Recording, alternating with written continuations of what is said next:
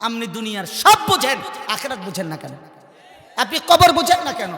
এই বাপ, আরে আমার কথা রাগ হইয়েন না। দুনিয়ার ঘর আপনার, আপনার দাদায় মাটি ফেলাইছে, ভিটা ভাঙছে, আপনার বাবাই হয়তো চারিদিকে বাউন্ডারি ওয়াল দিছে, আমনে আইয়া বিল্ডিং করছেন। 3 পুরুষ লাগাইয়া 4 পুরুষ লাগাইয়া হয়তো দুনিয়া সাজানো যায়, দুনিয়ার ঘর তৈরি করা যায়, কিন্তু মাটির নিচে আপনার আরেকটা ঘর আছে, সেই ঘরের নাম কবর। এই কবরের ঘর আল্লাহর কসম আপনারটা আপনি না সাজাইলে জিফুত নাতি নাতনি সেটা সাজাইতে পারবে না, পারবে না, পারবে না, দৈন্তান নাই কেন না। এই জন্য মাটির উপরে ঘর পরের ওয়ালারাও করতে পারবে, কিন্তু মাটির নিচের ঘর আমাকেই সাজাইতে হবে। এই পৃথিবীর সব ছেড়ে দেওয়া যায় দোস্ত, আল্লাহকে ছেড়ে দেওয়া যায় না। আল্লাহকে ছেড়ে দেওয়া ঠিক না বাপ, বাপ ঠিক না। এই প্রজন্ম তোমরা এখন খুব বেশি বাড়াবাড়ি করছো, তোমরা বেশি বাড়াবাড়ি করতেছো। এই বর্তমান জেনারেশন, তোমরা যারা কিশোর যুবক, 14 বছর, 16 বছর, 18 বছর, 20 বছর, 22, 25, 24 বছর, তোমরা অতিরিক্ত বাড়াবাড়ি করতেছো বাপ। তোমাদের এই সীমাহীন অহংকার, তোমাদের এই অধ্যত্ব, তোমাদের এই গুনায় ভরা 24 ঘন্টার জিন্দিগি, তোমাদের উপরে খোদার কসম দুনিয়াতেই বড়সড় আযাব নিয়ে আসবে। প্রিয় বাপ আমার, সন্তান আমার, আমি বললাম তোমরা এমন অগণিত ছেলে, তোমরা এখানে সারা বাংলাদেশের ছেলে না, মনে করো 10, 20, 50 কিলোমিটারের ছেলে, তাহলে 20-50 কিলোমিটারের ছেলে তোমরা, আমরা যদি এখন দাঁড় করাই তাহলে অধিকাংশই মিলবে বেনামাজে। সারাদিনে 1 ওয়াক্ত নামাজ পড়ো নাই, 365 দিনে, খোদার 1 বছরে কোনো দিন ফজরের নামাজ পড়লা না। আমার প্রিয় সন্তান, মুসলমান এত নিকৃষ্ট হয়? তুমি মুসলমানের বাচ্চা, তোমার কোনো আল্লাহ আছে? তোমার কোনো নবী আছে? তুমি মুসলমান? 365 দিনে, খোদার 1 বছরে কোনোদিনও ফজরের নামাজ পড়বা না? তুমি মানুষের বাচ্চা? তুমি মুসলমানের সন্তান?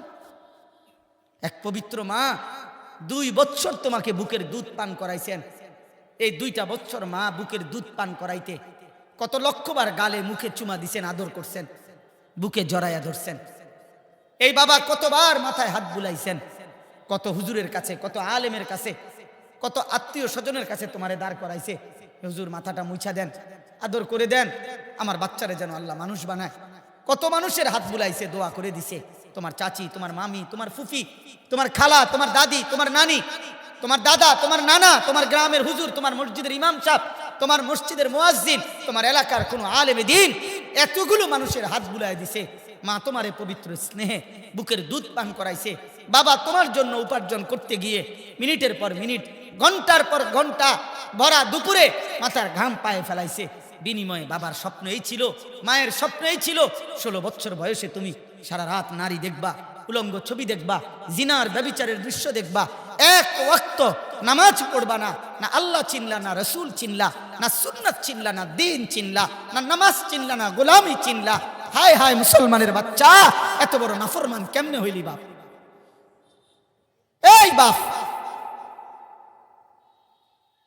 মায়ের দুধের এই বদলা? এই নাফরমান, যারা বেঈমানের মতো চুল রাখছো, তোর কোনো বাপ নাই? তোর আব্বা তোর এই চুল রাখা শিখাইছে? তুই জন্মের পরে বাপ দেখো নাই? তোর জন্মের পরে তোর কোনো বাবা ছিল না? তোর কোনো অভিভাবক নাই বেটা? তোর এলাকার কোনো মানুষ নাই? তোর কোনো মুরব্বী নাই? কোন বেঈমানের মতো চুল রাখ? ফুটবলের খেলোয়াড় তোর বাপ বেটা? কথা বলে না। ক্রিকেটের খেলোয়াড় তোমার আব্বা? আর্জেন্টিনার ওই বেঈমান তোর বাপ বেটা? তাহলে ওই মুশরিক বেঈমানের মতো চুল রাখলি কেন? বল বেটা। এই ছেলেরা বলো না, কি তামসা দেখতে আইছো? আমি ভোটে দাঁড়াইছি তাইলে? আজকের দিনে এই এখন বললাম, এশার নামাজ যারা পড়ো নাই, মাগরিবের নামাজ পড়ো নাই, আজকের সারা দিনে 1 ওয়াক্ত নামাজ পড়ো নাই, তোমার ভালোবাসা দিয়ে আমি কি করব? তোমার ভালোবাসা দিয়ে আমি করব কি বেটা? কি করবো আমি বেটা? না ফরমান, তুমি বের হয়ে যা বেটা, বাইরে বেটা, তোর মতো অপদার্থ দিয়ে আমি করবো কি বেটা? আমি তো এত 5 ঘন্টা সফর করে আইসাও, আমি তো আমার জামাতে আগে এশার নামাজ পড়ছি, এরপরে এখানে আসছি। তোমরা যারা নামাজ পড়লা না, বাইরে হবে এখন থেকে। তুমি তো আল্লাহর দুশমন, তুমি তো রাসূলুল্লাহর দুশমন, তুমি আমার প্রিয় হবা কিভাবে? হ্যাঁ, তুমি কইবা আমি আপনারে মহব্বত করি হুজুর, আমি আপনার খুব ভক্ত, আমি আপনার লেগে উঠতালাম একদম। হ্যাঁ, মক্কল ঠাউরাইছেন, ব্যাককল ঠাউরাইছেন আমারে। বলো মিয়া, এমন মালিক ভুললা কেন? এমন রব ছেড়ে দিলা কেন? বলো আব্বা, বলো। আজকে ওয়াদা করো, আজকের রাত থেকে নামাজ পড়বা, বলো ইনশাআল্লাহ। এখন পড়বা, বলো ইনশাআল্লাহ। এই নওজোয়ান, এখন বলো ইনশাআল্লাহ। 30 বছরের নিচে যাদের বয়স, তোমরা হাত তোলো, হাত তোলো। যাদের বয়স 30-এর নিচে, দেখেন কি পরিমাণ, দেখেন। বলো ইনশাআল্লাহ, নামাজ পড়বো ইনশাআল্লাহ, ফজর পড়বো ইনশাআল্লাহ। জোরসে বলো ইনশাআল্লাহ, আরো জোরে বলো ইনশাআল্লাহ। কোন নামাজ? কোন নামাজ? আবার বলো, জোরসে বলো, সবাই বলো ইনশাআল্লাহ। আমি ওয়াদা দিলাম, হাদিসের বক্তব্য এটা, মুসলমানের যে সন্তান ফজর পড়বে নিয়মিত, ইনশাআল্লাহ ওই সন্তান আগামী দিনে ইমাম মাহদির সৈনিক হবে, দাজ্জালের বিরুদ্ধে লড়বে, পৃথিবীর শেষ ইহুদিটাকেও জিহাদ করবে তাদের বিরুদ্ধে, এবং ওই নওজোয়ানদের দ্বারাই সারা বিশ্বময় কালেমার পতাকা উঠবে। ফজরের মুসল্লি যারা মাহদির সৈনিক, তারা ফজরের মুসল্লি যারা দাজ্জালের বিরুদ্ধে লড়বে, তারা ফজরের মুসল্লি যারা ইহুদিদের বিরুদ্ধে জিহাদ করবে, তারা ফজরের মুসল্লি যারা বিশ্বময় কালেমার পতাকা উড়াবে, তারা ইনশাআল্লাহ। এটা হাদিস, এটা হাদিসের বক্তব্য থেকে বললাম। মাহদি আসবে, ঈসা আলাইহিস সালাম আসমান থেকে নামবে, দাজ্জালের জুলুম চলবে, আর ঈসা নবী আর মাহদি ফজরের মুসল্লিদেরকে সাথে নিয়ে শেষ যুদ্ধ দাজ্জাল এবং ইহুদিদের বিরুদ্ধে চূড়ান্ত শেষ লড়াই শুরু হবে ফজরের নামাজের পরে।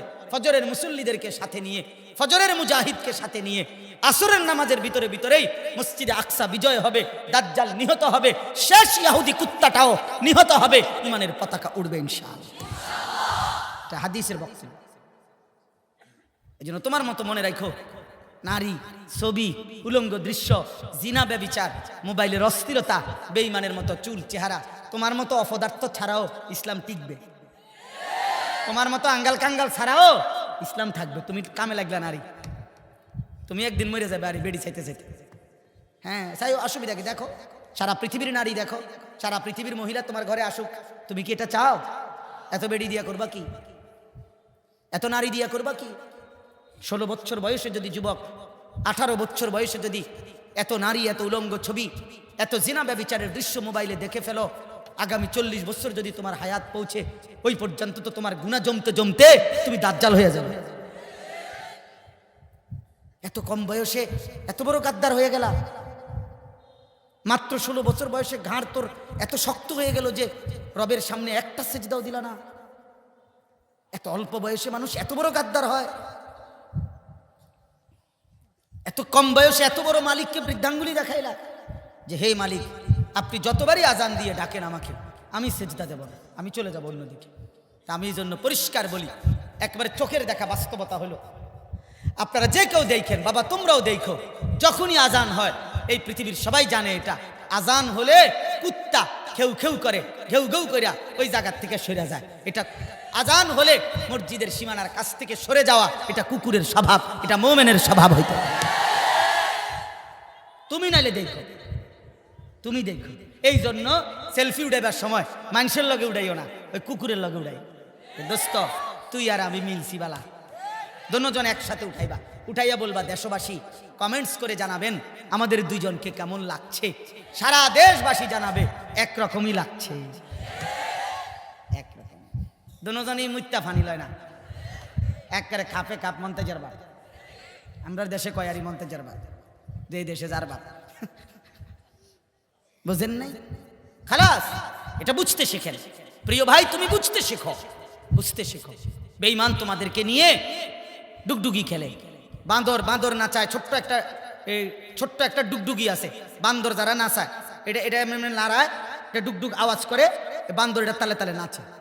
আজকে বেঈমান তোমাদেরকে একটা মোবাইল হাতে তুলে দিছে, এবার বলছে ওয়েট, তুমি অপেক্ষা করো, এটা হাতে রাখো, বাকি ডিজাইন যা দরকার চুলের, প্যান্টের, গেঞ্জি, শার্টের, খানার, চলাফেরার, পছন্দের অপছন্দের সব কিছু আমরা মুশরিক, আমরা ইহুদি, আমরা দেব তোমাদেরকে, তোমাকে। তুমি শুধু মোবাইল দেখে দেখে ওই রঙে সাজবা, ওইভাবে সাজবা, তাহলেই তুমি পরিচয় তো তোমার মুসলিম, রক্তে মাংসে, কিন্তু চলাফেরায় চলনে বলনে তুমি হবা বেঈমান মুশরিক। আজকে বেঈমান তোমাদের হাতে মোবাইল তুলে দিয়ে তোমাদেরকে পুরা নিয়ন্ত্রণ করছে, মাসউর বানায় দিছে, জাদুগ্রস্ত বানায় দিছে। আমার বাপ, এমন ভুল করো না বাপ। 365 দিন, একটা বছর কোনোদিন ফজরের নামাজ পড়ো নাই, মুসলমান এমন হইতে পারে না আব্বা।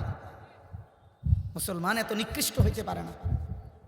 30 বছর মুসলমান সুদ খাচ্ছেন বাবা, মুসলমান এত নিকৃষ্ট হইতে পারে না। 60 বছর বয়স বাপ, এই চাচা এখনো বিড়ি সিগারেট খান, মুসলমান এত বদভ্যাসওয়ালা মুসলমান হইতে পারে না। 60 বছর বয়স এখনো চা দোকানে বসে নারী দেখেন, গান বাদ্য শুনেন, সিনেমা নাটকের নর্তকীর ছবি দেখেন, মুসলমানের বুড়া এত অভদ্র হওয়া উচিত না। এত অভদ্র মুসলিম বৃদ্ধ হইতে পারে না, এত বেহায়া মুসলমানের বুড়া চাচা হইতে পারে না। আপনার থেকে আপনার সন্তান আখলাক শিখবে, আপনার থেকে আপনার দেশবাসী আখলাক শিখবে, আপনার নাতি নাতনি আখলাক শিখবে, আপনার মহল্লার ছেলেরা আখলাক শিখবে। আপনি প্রকাশ্য দিবালোকে বসে বসে বিড়ি খান, সিগারেট খান, কথা বলতে লাগলেই গালি দেন, নাটক সিনেমা নর্তকীর ছবি, নাটক সিনেমা টেলিভিশনে দেখেন, আস্তাগফিরুল্লাহ। এটা মুসলমানের বুড়া? মুসলমানের দাদার আদর্শ এটা হবে? মুসলমানের চাচার আদর্শ এমন হওয়া উচিত? আল্লাহ আমাদেরকে হেফাজত করেন, আল্লাহ আমাদেরকে হেফাজত করেন। আমি বললাম আল্লাহর কোরআন থেকে বঞ্চিত হবেন না। প্রিয় ভাই নওজোয়ান, তুমি শিখো, তোমার স্কুলের পড়ার ফাঁকে তুমি শিখো। তুমি শুক্রবারে একটা টাইম বাইর করো, বৃহস্পতিবারে একটা সময় বাইর করো, তুমি ফজরের পরে একটা টাইম বাইর করো। তুমি ফিকির করলে একটু একটু আজকে বাংলাদেশে আলহামদুলিল্লাহ আমাদের মহান বুজুর্গদের ধারাবাহিক মেহনতে, আল্লাহর দয়ায় আজ বাংলাদেশের অবস্থা হলো এমন 1 কিলোমিটার জায়গা নাই যে 1 কিলোমিটারের ভিতরে কোনো মাদ্রাসা নেই।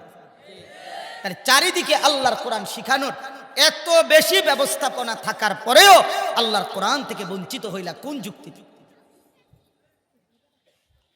ইনসাফ কি বলে? আজকে যদি হইতো যে হুজুর এখান থেকে 30 মাইল দূরে মাদ্রাসা, আমার প্রতিদিন ওইখানে যাওয়ার সম্ভব না, আমার ব্যবসা আছে, দোকান আছে, আমার সংসার চলতো না, নইলে আমার কৃষি আছে, ক্ষেত খামার আছে, ভালো কথা।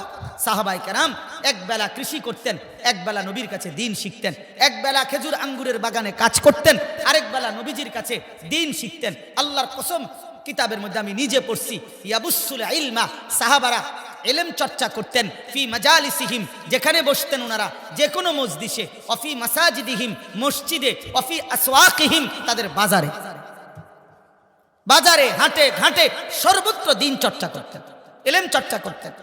সাহাবায়ে কেরাম ভাগ করে নিতেন যে ভাই আজকে তুমি আমার ক্ষেত, তোমার ক্ষেত, দুইজনের ক্ষেত, তুমি খেয়াল রাখবা, তুমি চাষাবাদ করবা, আমি নবীজির দরবারে থাকবো, নবীর সব কথা শুনে আসার পরে আমি আসবো, তোমারে শুনামু, আবার তুমি পরের দিন যাইবা, তুমি নবীর দরবারে থাকবা, আমি আমগো দুইজনের ক্ষেত, আমি চাষাবাদ করব। আল্লাহর কসম, হযরত ওমর একজন সাহাবীকে সাথে নিয়ে এইভাবে নবীজির দরবারের কথাও শুনছেন আর উপার্জনের কাজটাও করছেন।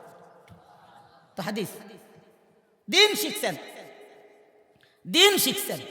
বুড়া মিয়া রে, আপনি বয়স্ক লোক, বলবেন চাচা একটা সূরা শিখেন, ওযু নামাজটা ঠিক করেন না, আগের এই বয়স নাই, ওজুর শরীরে দেয় না, কুলাই তারি না, ওনার বুড়া হইয়া গেছি। তামনে সাহাদওয়ানে কিতা করেন? আপনি যদি গপ পাইতে লইলে আপনার গফে কেউ থামাই তারে না,